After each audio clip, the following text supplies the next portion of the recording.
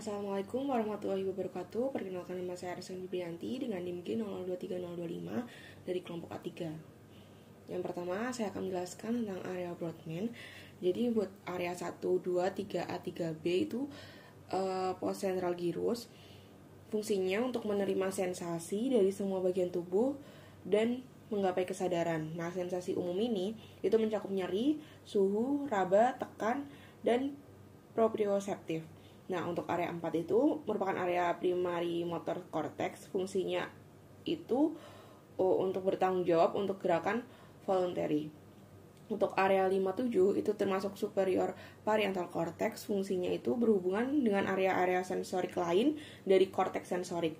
Nah, korteks asosiasi sensorik menerima dan mengintegrasi berbagai modalitas sensorik. Buat area 6 dan 8 itu termasuk premotor areas. Untuk area 8 itu frontal eye field. Fungsinya untuk bertanggung jawab untuk gerakan-gerakan menyidik volunteer dan deviasi konjugat dari mata dan kepala. Gerakan mata volunteer mendapat input dari area 4, 6, 8, 9. Untuk area 9, 10, 11, 12 itu termasuk area dorsolateral prefrontal cortex. Fungsinya berkaitan dengan kepribadian seseorang. Fungsi utamanya itu untuk melakukan kegiatan intelektual kompleks dan beberapa fungsi ingatan, rasa tanggung jawab untuk melakukan tindakan dan sikap yang dapat diterima oleh masyarakat, ide-ide, pikiran kreatif, penilaian, dan pandangan ke masa depan. Nah, selanjutnya area 17 itu primary visual cortex. Fungsinya untuk menerima informasi penglihatan dan menyadari sensor warna. Selanjutnya itu area 18-19 itu visual associated cortex. Fungsinya menerjemahkan informasi penglihatan, berperan juga dalam refleks gerakan mata saat memandang atau mengikuti suatu objek.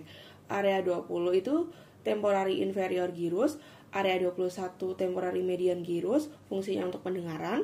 Area 22 yaitu auditory associated cortex, fungsinya untuk interpretasi korteks auditorik primer dan bekerja sama dengan area Wernicke di dekatnya untuk pemahaman bahasa melalui pendengaran tersebut.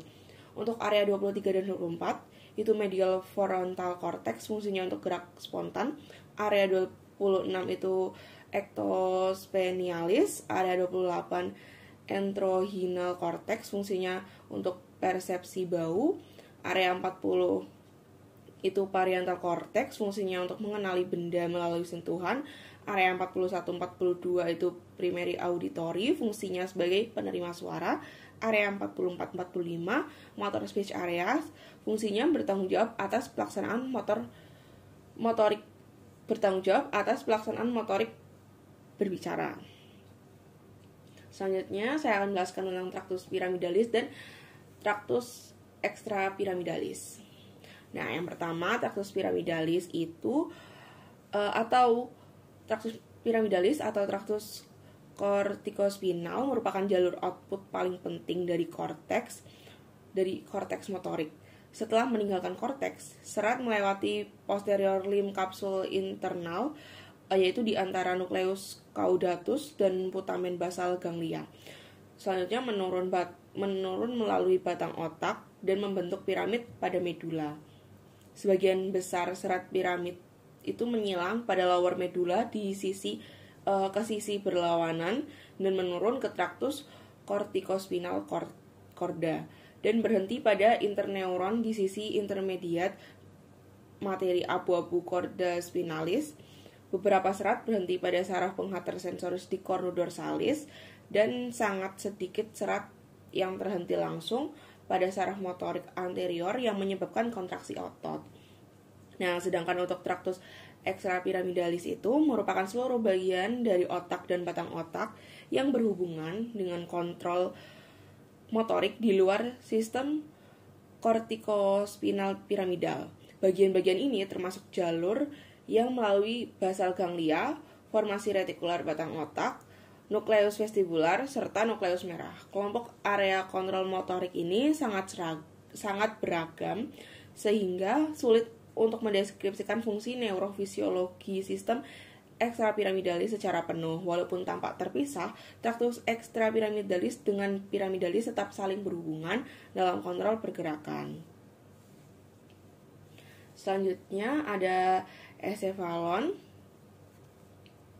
Untuk encephalon ini, encephalon atau otak adalah komponen sistema nervosum sentral atau sistem saraf pusat atau biasa disebut dengan SSP. Jadi selama perkembangan, encephalon dapat dibagi menjadi 5 bagian yang saling bersinambungan dari rostral atau kranial ke kaudal. Nah, itu penjelasannya sebagai berikut. Jadi yang pertama itu ada telencephalon atau cerebrum yang menjadi hemispherium cerebri yang besar, permukaan terdiri dari elevasi dan depresi atau cekungan. Dan sebagian dipisahkan oleh viscera longitudinalis cerebri yang dalam dan mengisi area kranium di atas tentorium cerebelli dan terbagi menjadi lobus-lobus berdasarkan posisinya. Yang kedua ada diencephalon yang tersembunyi dari pandangan pada encephalon orang dewasa oleh hemispherium cerebri, terdiri dari talamus, hipotalamus, dan struktur-struktur lain yang terkait. Dan secara klasik dianggap sebagai bagian paling rostral dari truncus encephali. Walaupun demikian, dalam penggunaan umum yang digunakan saat ini, biasanya istilah truncus encephali merujuk pada mesencephalon post medulla oblongata. Selanjutnya itu ada mesencephalon atau midbrain, merupakan bagian pertama truncus encephali yang terlihat ketika encephalon orang dewasa yang utuh diperiksa dan berada pada batas antara dan pada kedua fossa cranii media dan fossa cranii posterior. Selanjutnya itu ada mesencephalon yang menjadi cerebrum terdiri dari 2 hemispherium di lateral dan 1 bagian di garis tengah pada fossa cranii posterior di bawah tentorium cerebelli dan pons atau anterior dari cerebellum. Bagian menonjol truncus encephali pada bagian paling anterior fossa cranii posterior yang berhadapan dengan clivus dan dorsum cellae. Selanjutnya itu ada mesencephalon atau medulla oblongata, itu bagian paling caudal truncus encephali yang berakhir pada foramen magnum atau radicus paling superior nervus cervicalis 1 dan melekat pada nervus cranialis 6 sampai 12. Selanjutnya ada medulla spinalis. Jadi medulla spinalis ini membentang dari foramen magnum sampai sekitar level diskus di antara vertebra lumbalis 1 sampai lumbalis 2 pada dewasa. Meskipun dapat juga berakhir setinggi vertebra thoracalis 12 atau serendah diskus di antara vertebra lumbalis 2 sampai lumbalis 3 pada neonatus, medulla spinalis membentang sampai sekitar vertebra lumbalis 3, namun dapat juga sampai vertebra lumbalis 4. Ujung distal medulla spinalis atau conus medullaris itu berbentuk kerucut. Jadi suatu filamen halus, jaringan ikat atau filum terminal pialis atau internum berlanjut ke arah inferior dari puncak conus medullaris. Diameter medulla spinalis itu tidak seragam di sepanjang perjalanannya. Terdapat 2 pembesaran utama pada daerah yang terkait dengan asal mula nervis spinalis yang mensarafi ekstremitas superior dan inferior. Suatu intumescentia cervicalis terjadi pada daerah yang terkait dengan asal mula nervi spinalis C5 sampai T1 yang mempersarafi ekstremitas superior. Suatu intumescentia lumbosa kralis terjadi pada daerah yang terkait dengan asal mula nervi spinalis lumbalis 1 sampai S3 yang mempersarafi ekstremitas inferior. permukaan luar medula spinalis itu sebagai berikut. Yang pertama itu ada fissura mediana anterior, terletak di sepanjang permukaan anterior. Yang kedua ada sulcus medianus posterior, terletak di sepanjang permukaan posterior. Yang ketiga itu ada sulcus posterioralis pada tiap sisi permukaan posterior, menandai tempat villa radicularia posterior nervi spinalis memasuki medula. Selanjutnya, permukaan dalam medula spinalis memiliki kanalis sentralis kecil yang dikelilingi substantia grisseria dan alba. Yang pertama, substantia grisseria kaya akan soma sel neuron yang membentuk kolumna-kolumna secara longitudinal di sepanjang medula, dan pada penampang lintang, kolumna-kolumna ini membentuk huruf H yang khas pada daerah tengah medula. Selanjutnya, substantia alba mengelilingi substantia grisea dan kaya akan proses sel neuron yang membentuk berkas-berkas atau traktus besar yang naik dan turun di dalam medula menuju level medula spinalis yang lain atau membawa informasi ke dan dari esophalon. Selanjutnya ada nervus cranial. Untuk nervus cranial ini ada nervus 1 atau nervus olfactory, itu fungsinya sebagai fungsinya sebagai penghidup. Untuk nervus yang kedua atau canalis nervus kedua opticus untuk fungsinya sebagai penglihatan. Selanjutnya ada nervus yang ketiga oculomotorius, itu untuk kontraksi pupil, dan musculus scleraris guna akomodasi lensa untuk penglihatan dekat. Selanjutnya ada nervus trochlearis, itu untuk mempersarafi musculus obliquus superior. Selanjutnya ada musculus trigeminus. Selanjutnya itu ada nervus abducens, itu untuk mempersarafi musculus rectus lateralis. Selanjutnya ada nervus facialis atau nervus 7, itu untuk mempersarafi glandula lacrimal, glandula submandibularis, dan glandula sublingualis. Selanjutnya ada nervus glossopharyngeus, itu untuk mempersarafi musculus styloparyngeus. Selanjutnya ada nervus vagus untuk mempersarafi otot polos dan glandulae pada paring, laring, viscera thoracis, dan viscera abdomen. Selanjutnya ada nervus accessorius, itu mempersarafi musculi sternocleidomastoideus dan trapezius. Selanjutnya yang terakhir itu ada nervus hypoglossus, itu untuk mempersarafi musculi hypoglossus, penioglossus, dan styloglossus, dan semua musculus intrinsik lingua. Selanjutnya ada circulus anteriosus willisi. Jadi esophalon menerima suplai arterialnya dari dua pasang pembuluh darah, arteria vertebralis dan arteria carotis interna, yang saling berhubungan pada kavitas kranii untuk membentuk circulus arteriosus cerebri dari Willis. Circulus anteriosus cerebri dari Willis dibentuk pada basis esophalon oleh sistem arteria vertebrobasilaris dan sistem arteria carotis interna yang saling berhubungan. Hubungan anastomosis ini dibentuk oleh suatu arteria communicans anterior yang saling menghubungkan arteria cerebri anterior dextra dan arteria cerebri anterior sinistra.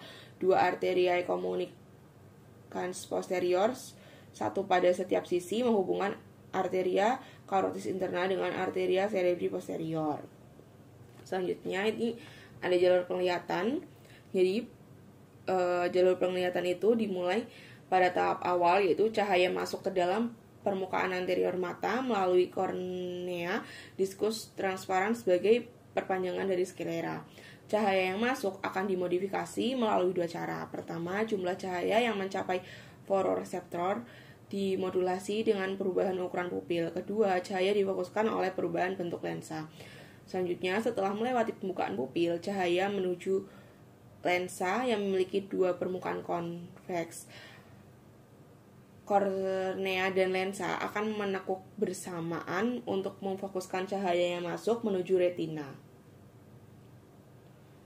atau merupakan garis sensitif cahaya yang berisi fotoreseptor. Fotoreseptor merupakan saraf yang mengubah energi cahaya menjadi sinyal elektrik. Terdapat kedua fotoreseptor, yaitu sel batang dan sel kerucut.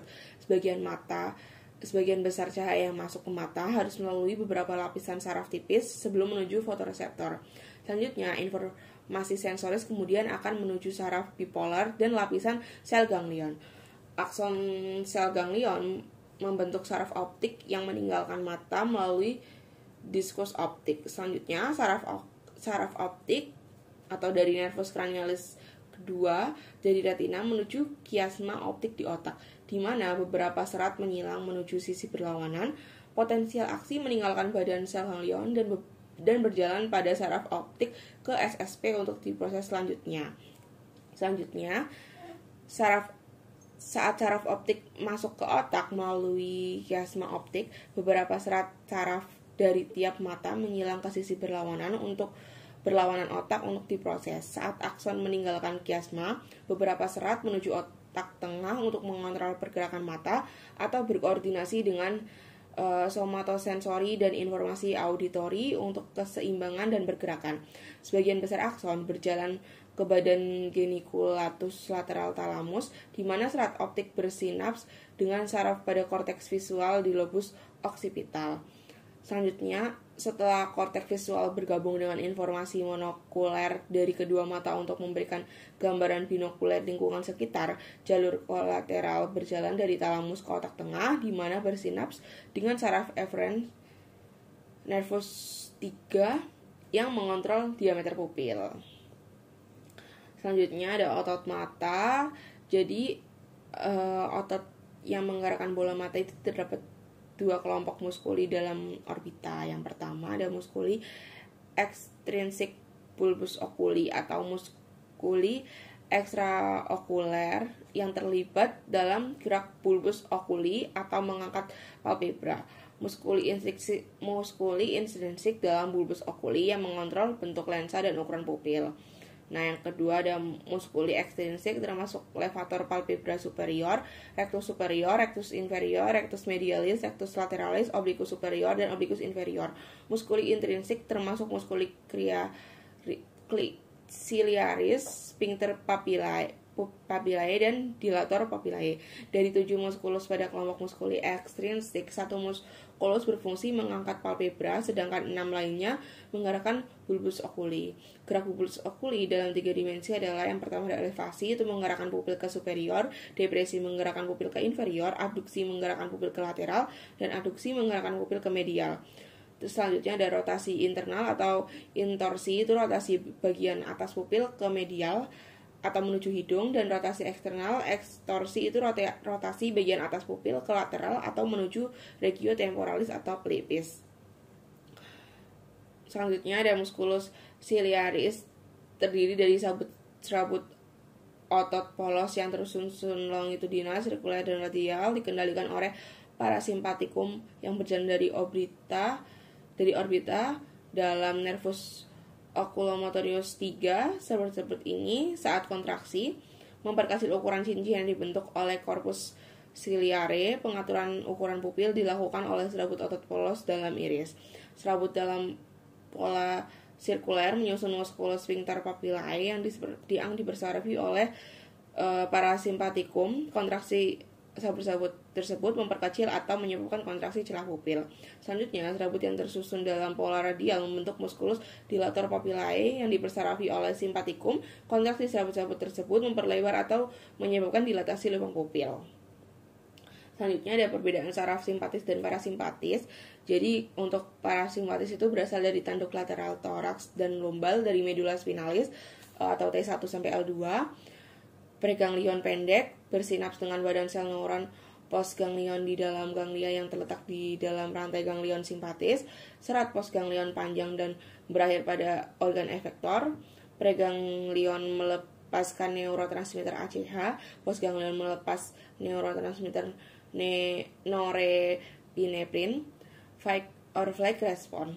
Sedangkan untuk parasimpatis itu berasal dari kranial dan sakral. Serat preganglion lebih panjang, serat postganglion sangat pendek dan berakhir pada organ efektor. Preganglion dan postganglion melepaskan neurotransmitter acetylcholine, rest and decide function. Selanjutnya ada modalitas saraf kranial. Yang pertama, yang satu itu olfaktoria aferan khusus atau pengidu. Nervus 2 aferan khusus atau untuk penglihatan. Yang ketiga itu aferan khusus penglihatan. Efferens somatic general atau mempersarafi sebagian besar muskulus extraocular. Efferens visceral general parasimpatis atau mempersarafi muskulus sphincter papillae untuk kontraksi pupil, muskulus ciliaris untuk akomodasi lensa dalam penglihatan dekat. Nervus 4 efferens somatic general atau mempersarafi muskulus obliquus superior, suatu muskulus extraocular pada orbita. Nervus 5 afferens somatic general, persepsi raba, nyeri, suhu atau membawa input atau masukan sensorium dari regio facialis, bagian sepertiga anterior scalp, membrana mucosa cavitalis nasi dan cavitalis oris, dan sinus paranasalis, nasofaring, bagian auris, dan meatus acutius externus, bagian membrana timpani, dan lain-lain. Nervus 6 efferens somatic general atau mempersarafi musculus rectus lateralis pada orbita. Nervus 7 efferens somatic general, persepsi raba, nyeri, suhu atau masukan sensorium dari bagian meatus acutius externus, dari bagian profunda auricula. Selanjutnya nervus 8 itu efferens khusus pendengaran, koklearis, dan keseimbangan vestibularis. Nervus 9 itu efferens visceralis umum. Efferens somatik umum itu menerima input sensorium dari sepertiga posterior lingual, tonsila palatina, osofaring atau pars osolaris pharyngis, dan mucosa auris media. Selanjutnya ada nervus 10 afferens somatik umum, membawa input sensoris dari laring, pars laringea, pharyngalis atau laringeopharyng, bagian profundus auricula, bagian meatus acousticus externus, dan durometer pada fossa cranii posterior. Selanjutnya nervus 11 efferens somatic general itu mempersarafi musculus sternocleidomatoideus dan musculus trapezius. Yang terakhir itu ada nervus 12 efferens somatic general, mempersarafi semua muskulus intrinsik dan sebagian besar muskulus ekstrinsik lingual. Sekian dari saya, mohon maaf apabila ada kesalahan. Terima kasih. Wassalamualaikum warahmatullahi wabarakatuh.